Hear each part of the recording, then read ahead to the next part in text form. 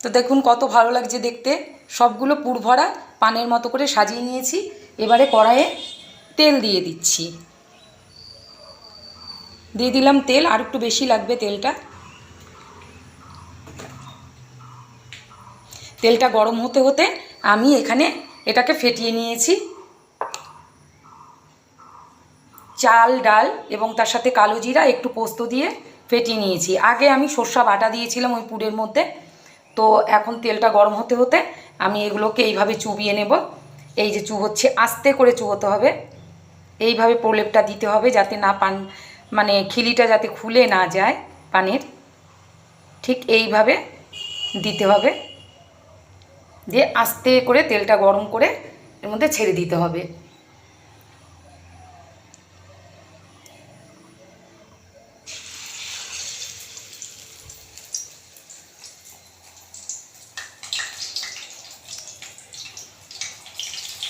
আমি আবার আর একটা দেখাবো।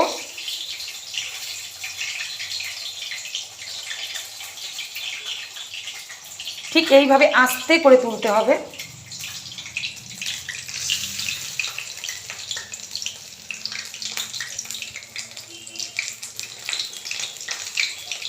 এইভাবে আমি প্রত্যেকটাই ভেজে নেব।